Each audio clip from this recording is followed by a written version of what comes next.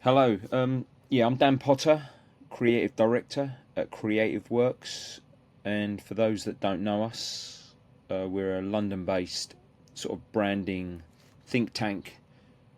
We work a lot in TV broadcast, and where I think we've got an unfair advantage over most other companies. We do a lot of work with brands in live spaces, live events, world tours, conventions, special events, special projects, special environments, and we come in around the point between the sort of like the key stakeholder, the head visionary, let's say, who want to bring an idea to life within an environment, but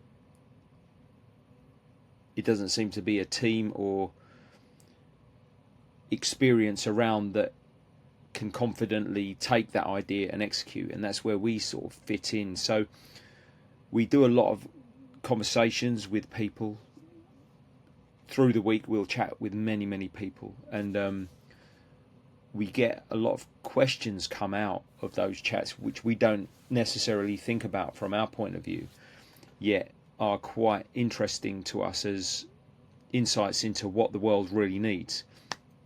And one of the big questions we get asked a lot is like how we integrate a brand story into a live space. And now, like, a brand story for us could be just the brand itself, or it could be a message that wants to be conveyed, or it could be a piece of history that needs to be conveyed. So we come in and we work with whoever we're working with to go, well, okay, here's your story. So it's all about asking the right question. Questions are important. You ask the right question, like, what even are you trying to do? And then from that question, from unraveling those questions and actually reframing the questions in the right way, we then get to what we collectively feel is the right idea, the right solution, the right approach. And then that then gets married to how best to show that visual idea that we're trying to communicate to an audience, and then how best to fit that into the technology. And I think that's what we do better than most, is to understand that a brand is a brand, and it's got certain constraints, it's got certain limitations in the way it moves through the world, and we can then take those ideas that need to fit into that framework, into that box, into those constraints, and then effectively integrate them into the space in a way that, one, is high quality, one, conveys and carries the impact that we're looking to communicate, and three, is done on time and on budget, or on a budget, or on the budget that we've agreed to develop, design and implement within the time frame that we've got. And I think we are probably very uniquely positioned, as we've worked in many unique and diverse environments. So the question in terms of how we integrate those brand stories into these live spaces, these live moments, these live situations, I'm going to talk through three of our most recent projects: the Guns N' Roses World Tour 2025, Caterpillar Bauma 2025, where we created an on-show film that talked through the history of the company, but in a way that reimagined the history of the company and recreated likely situations from the past that were never before caught on camera, or were needed to be told in an intimate and collaborative way.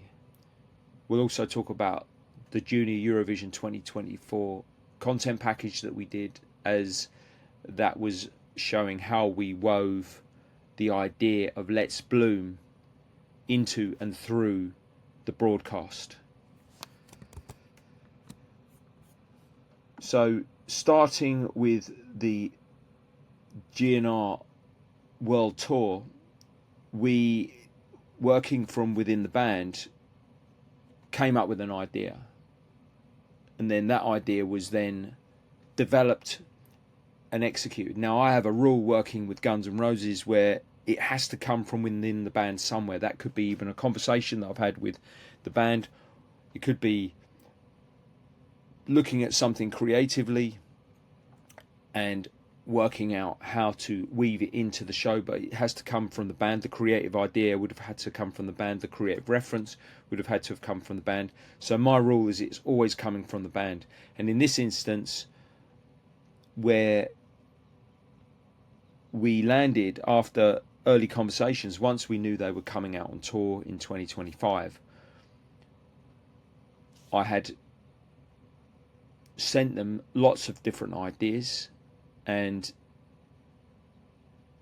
there was this kind of like back and forward of sorts. It wasn't like we weren't sitting in a room and working things out intimately. It was just, okay, we could do this, this, this, and this. And then I got a phone call from the band, and they were talking about this idea of a walkout. They wanted to do something a little bit different from the previous openers, but yet still conveyed the same energy that we'd had in the previous openers, in that we built the show up to a crescendo and then the band came on. And so the original idea was this inspiration came from Justice, a French band that use a cross, and there were lots and lots of ideas thrown out onto the table. We want to do a walkout, sports inspired. How do we go about that? And I sat down and figured out like a sequence of events, from the band leaving the hotel to travelling to the venue, to arriving at the venue, to going backstage, then into the VIP, then walk to the stage, then up the ramp, and then out on stage, and then showtime. And that was largely the story that tracked that idea of the band going through their pre-show prep to coming on stage. That was the original idea. And then once I'd developed that idea all the way to show one, we played it on show one, and the band turned around to me and said, we don't want to be showing the band before the band come on. And so that was a completely fair comment, but it needed to be experienced from the band first to look at and go, yeah, no, this isn't quite what we want. So we went back in, reworked the content so it showed show content footage, but also we also built an idea around showing backstage elements brought to life, which I called a concept around the dark set. So instead of showing the band coming on, we showed clips of around backstage. So no band imagery in there, no shots of Axl, no shots of Slash or Duff, no shots of Isaac or Melissa or Dizzy or Richard, none of those shots. It was all about just the backstage element, which was cool because you could then kind of get a feel for what was going on backstage in the lead up to a show. So that's where we landed, but the original idea came from this conversation around wanting to create some kind of build up using the band brand elements, which ended up being the cross. So out of that smorgasbord of conversational ideas, I zeroed in on the cross as the way to go, and that was inspired by a conversation I had with the band.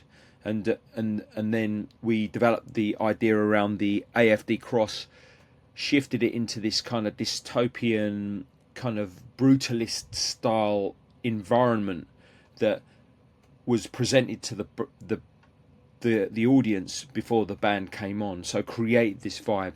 And so what you see in here, in this video here, if I go back to this is the GNR, the neon GNR TV cross. I had to get that right.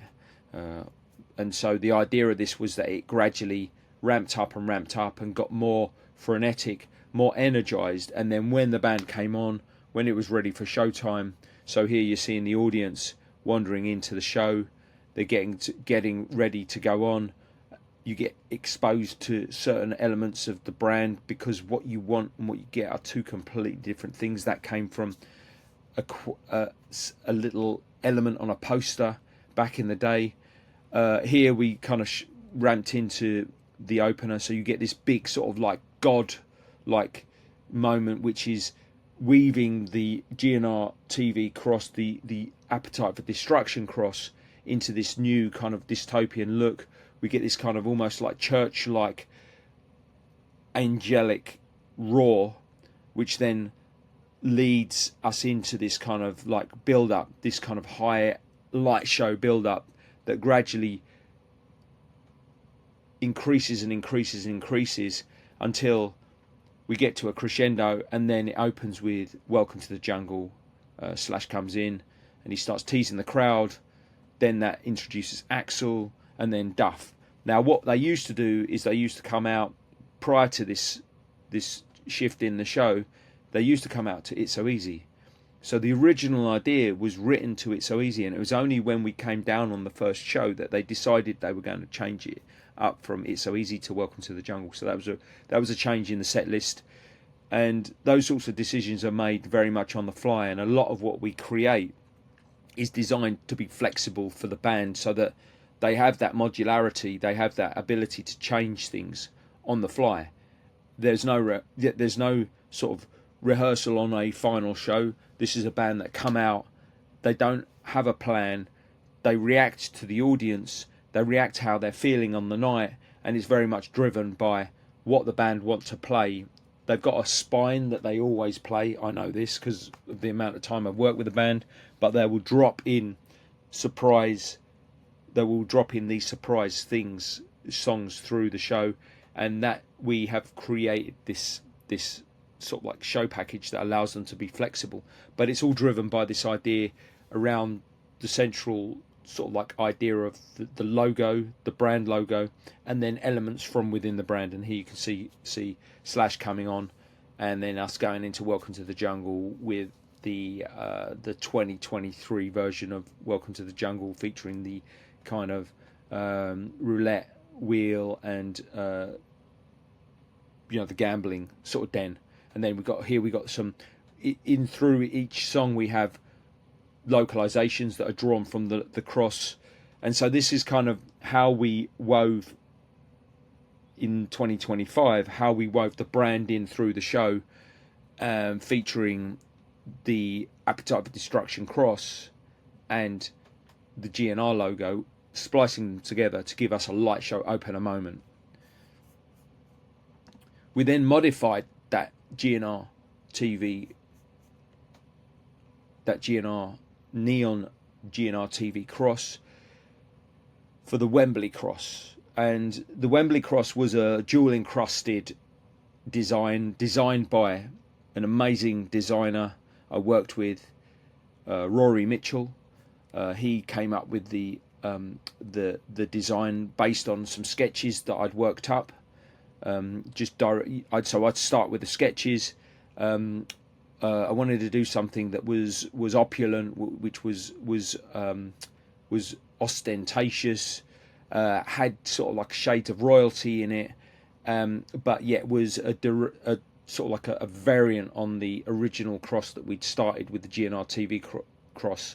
So moved it into a more of a kind of a royal cross, where we built it into a sort of like a St Paul's Cathedral type environment, very religious. It's all about the church, which I think, for me is very much this. For me, going to shows are our modern equivalent of going to church. It definitely it's not my idea. It's something that I'd kind of like heard from other people talking about religion and using religion as a way, going to church.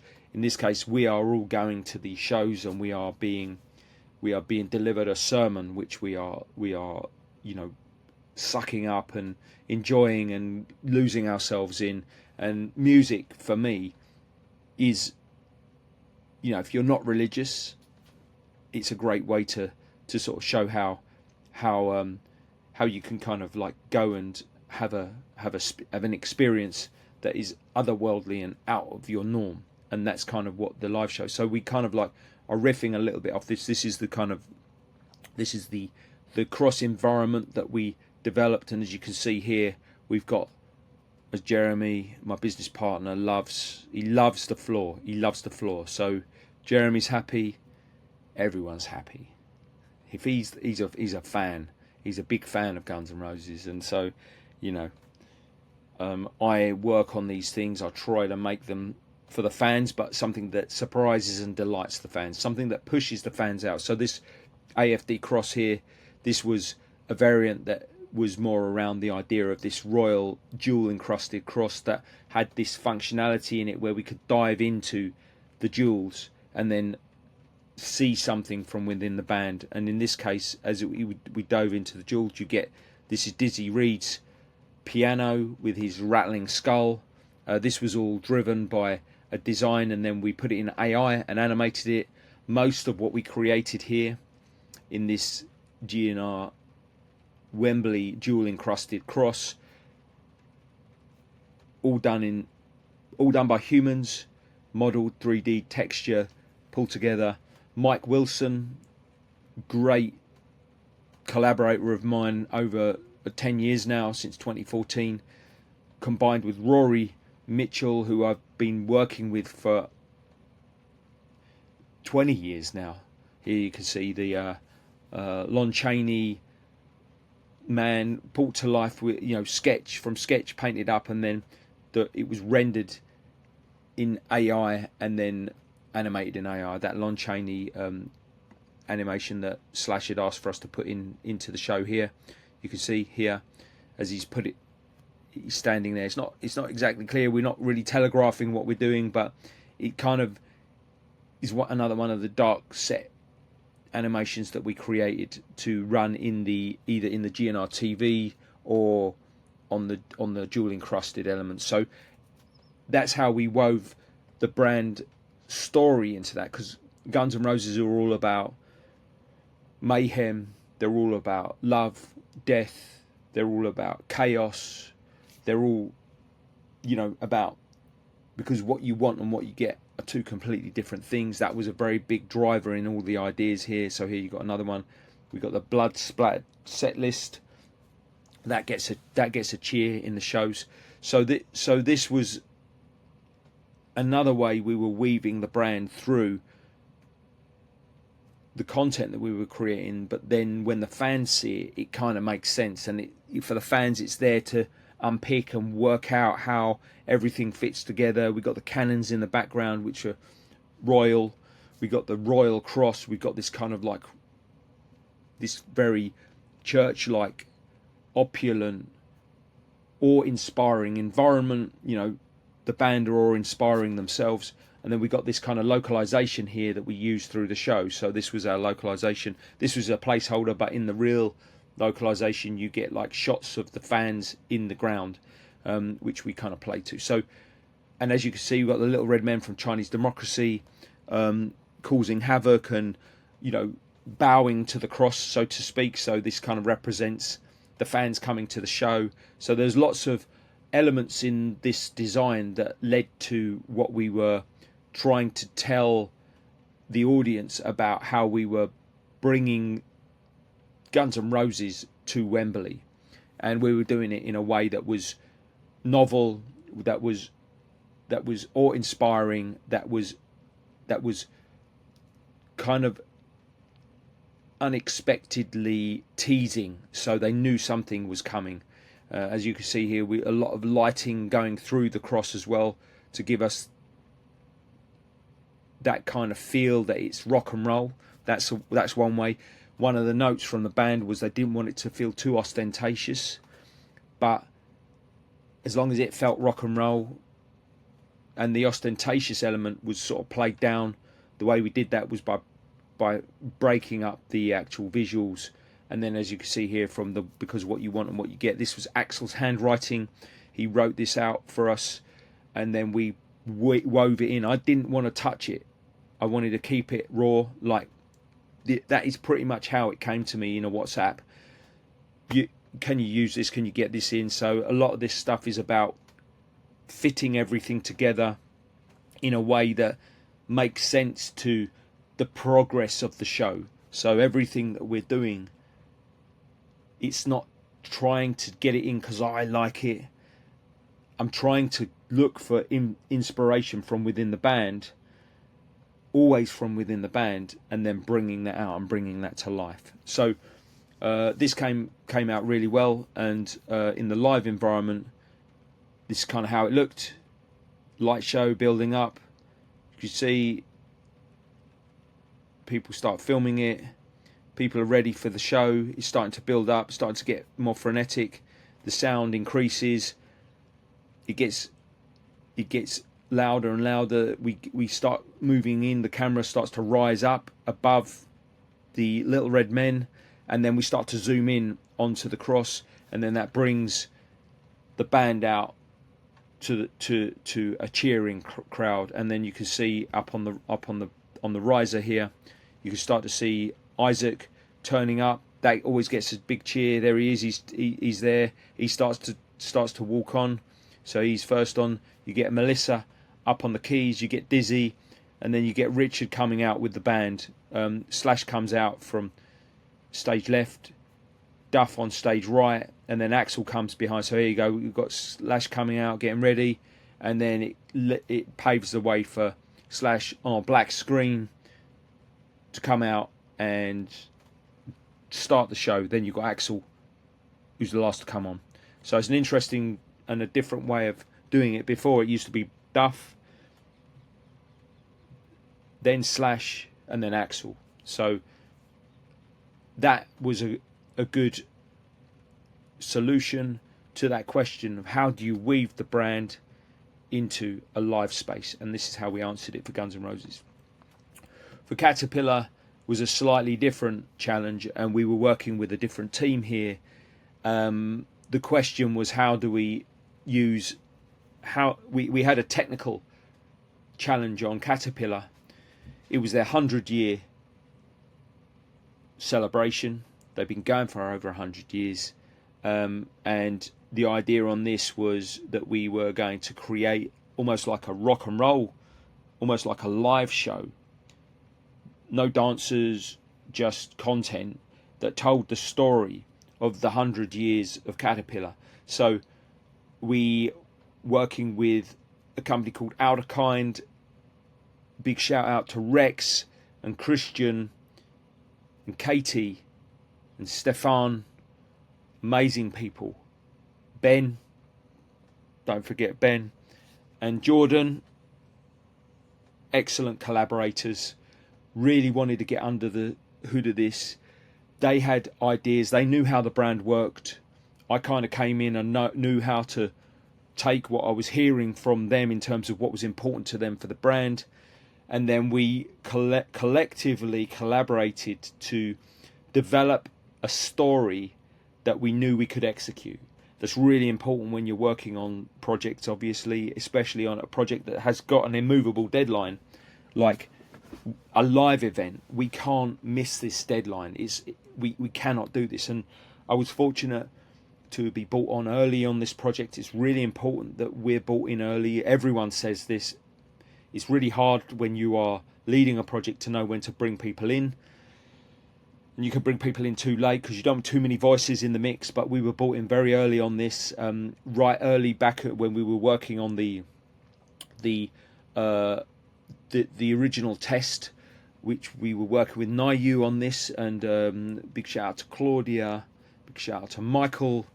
Those guys were very diligent in making sure that they provided the technology that we then fed the content into. So we had this perfect storm of collaborators that really knew the brand story and knew what they wanted to say. We had us in the middle, which were sort of gluing everything together to make sure that we captured the essence of the brand story. And then, as you can see here, we wove a lot of Caterpillar detail into the environment, so it felt like a Caterpillar project. There was a Caterpillar stamp going through everything here. We worked on developing a logo, that a piece of interstitial animation work on the logo that allowed us to flick in and out of things to remind the audience that we were watching a Caterpillar brand project. And there was plenty of nods to that through every scene. I think on every scene we managed to get 2 or 3 nods in, like from, you know, out and out showing a machine to a piece of machinery within the environment, or a logo, or some kind of like colour element that nodded to the fact that it was Caterpillar, like as you see in the HUD.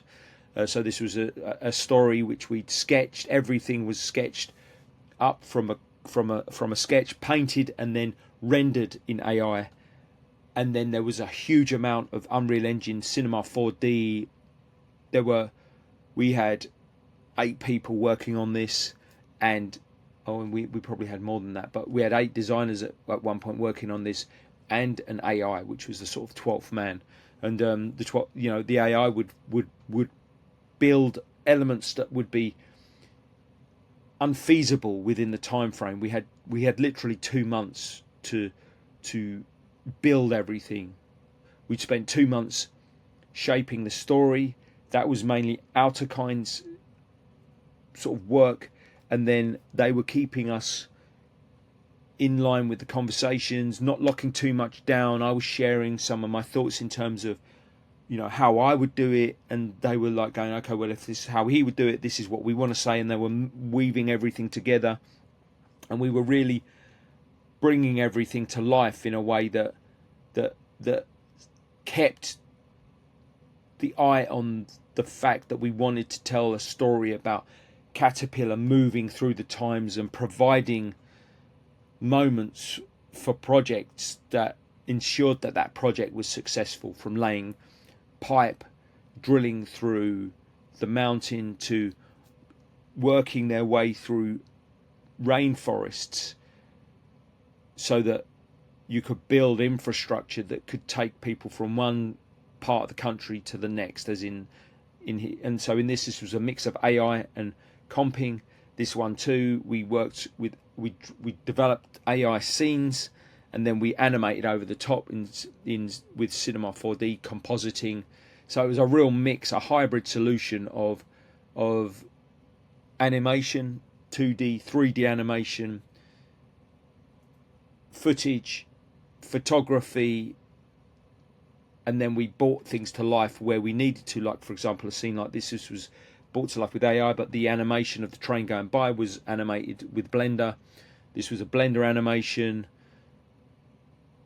The heads-up display took the viewer through the different key projects that Caterpillar wanted to talk about, from everything from the Panama Canal, the Hoover Dam, to Hong Kong Airport.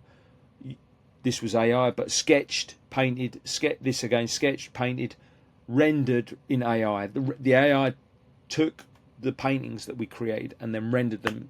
This was Cinema 4D. There was no AI on this. This was all animated. So it was a real mix of like moments that were featuring either something Caterpillar had worked out how to do with their GPS-based technology to handle machinery, as you could see with Palm Island. You know, it was all handled by satellite. This is them looking over the sort of like the environment, and then we wove a story together that we were connecting human progress with the idea of making sure that we were thinking about nature as going into these environments.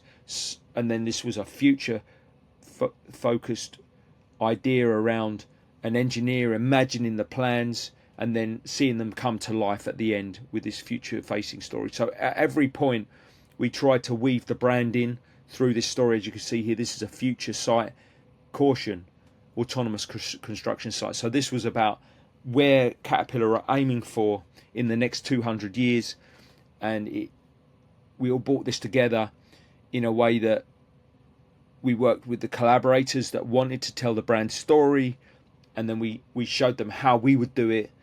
They also shared how they wanted it to be set. So it was a real collaboration, which resulted in this kind of this result of and a thank you to everyone that had been involved. You know, all the frontline guys that are out there every day making things happen, working with the machinery and bringing the projects to life. This was the actual show in reality, and we'd worked with a great lighting designer on this as well to add that live show feel to it. And we sat with, once we'd had everything done days before, we sat with the lighting designers, and then they programmed a great lighting sequence to work off of the visuals. So as you can see here, people are milling around in the crowd, they're looking at the machines. The idea here was to start with like an unobtrusive countdown, as you can see in the back here. So this unobtrusive countdown started to unfold and tell the story and lead the audience into something by giving like a little sound design element that was like counting down. It didn't do anything, but we had this sort of like slowly swelling sound come up, and then gradually, so this very orchestral sound came up.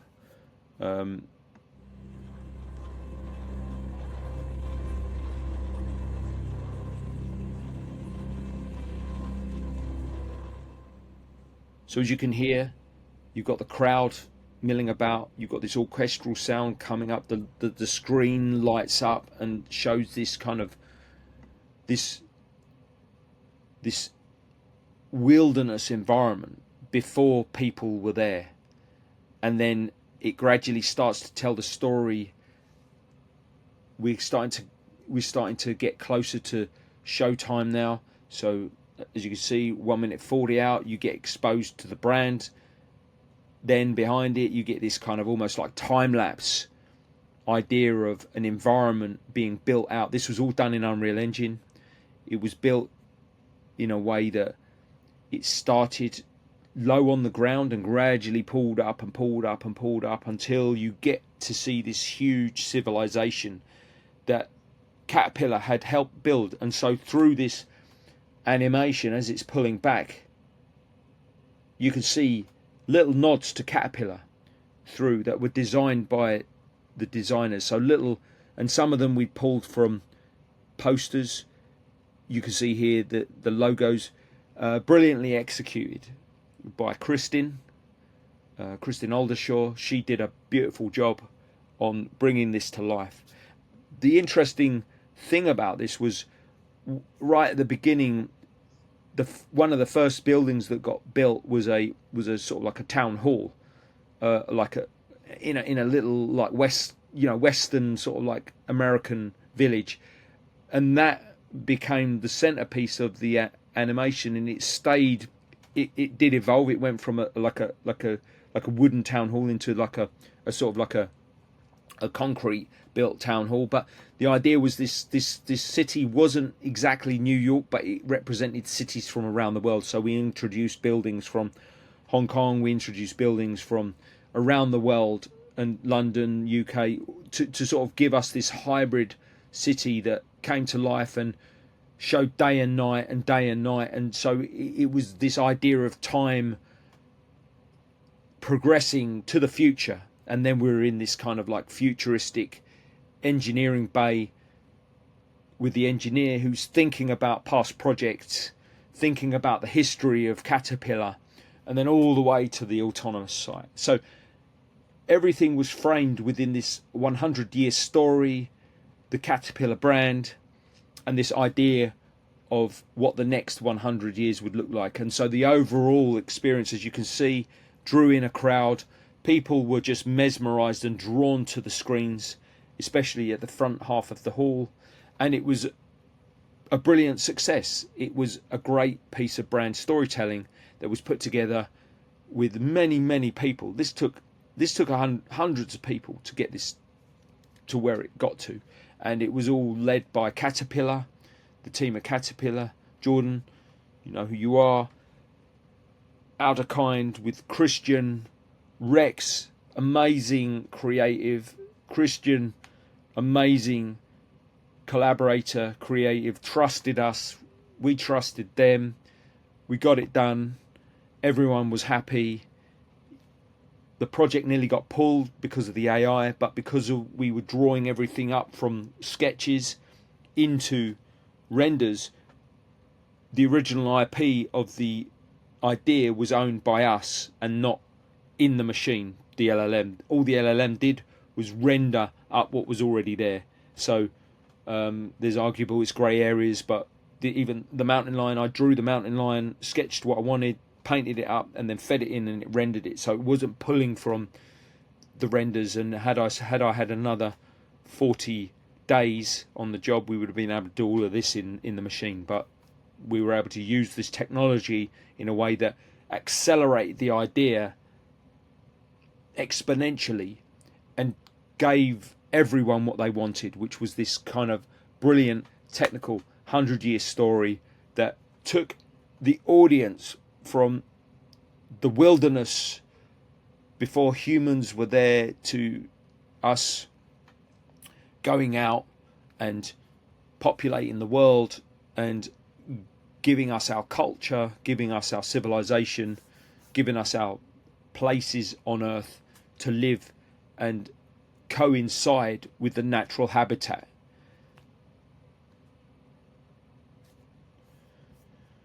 Lastly, Junior Eurovision.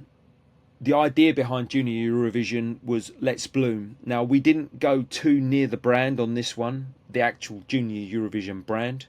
We did do some ideas on that where we experimented, which I will play at the end. But the real main idea on this was to bring to life the idea of Let's Bloom. So it was very floral, it was very floral driven, and the objective of this was to sort of build a presentation that allowed the performers to come on into deliver their creativity, their inspiration. So everything was focused around drawing out the creativity of the performers on the show. And in this one here you can see North Macedonia, and what our idea was here, working very closely with a show designer, Marvin Deepman, who was an amazing collaborator, very trusting, very collaborative, shared a lot of their thoughts here. We didn't do this animation here, but our part was to sort of bring to life elements of the scenes where we infused the environments with floral elements, and then this part here, this scene here, was drawing out the inspiration, the imagination of the children that came in and did the performing, to show like reality and then imagination. And we also built a little transition, a smooth transition from the AI into the country and the performer name, and then into the showpiece. So here you can see we built the transitional elements that showed how we go from the children's imagination, their potential, their inspiration, into the performance, and then they performed. So if I fast forward through this one here, you can see here in Georgia. So in Georgia, this is the end. So there was a story within the performance. We did not work on the screens on this one, but we worked on the broadcast elements that told the story of Let's Bloom. So the performance ended, another company animated these, but we then animated these little segues here where we brought to life the environment with flowers, and then we received footage from the delegations, and then wove that between their footage and then the imagination of using AI. So these were driven by pieces that we created. We kit bashed these pieces, we built these pieces out, and then we brought them to life. And the idea on this was to breathe energy and life into the visuals in a way that took them from imagination to reality. And as you can see from the Georgia one here, the idea on this one was so as he's coming in to the show. So if I replay that one, the big idea on this one was right at the end, was he comes from his imaginary world and then transitions into the reality of his performance. Kind of like how we do it with Guns, where we come from an imaginary place and then boom, it comes out into the audience. So here we've got our kind of localization with the performer, then he's animated, and then he comes in transitions. We filmed these pieces down in Spain, in Madrid, and then brought them to life for Junior Eurovision, and it all went amazingly well. So the way we infused Let's Bloom through the environment was by a huge process: sketching, animatics, animations, which I'd kind of talked about in another discussion. But what we ended up with was this fusion of floral animation with AI driven rendering and filmed footage that we wove together to bring the idea of these children and their imaginations and potential to life, and realizing it in these performances. And as you can see here, this was an early animation where we were thinking about weaving in the logo into what we were doing, and in the end we didn't use this because through the performance it was deemed that we didn't need to feature this at the beginning. And that animation would have gone into in between the EBU logo, which is this one here. We didn't animate this, it would have gone in after this.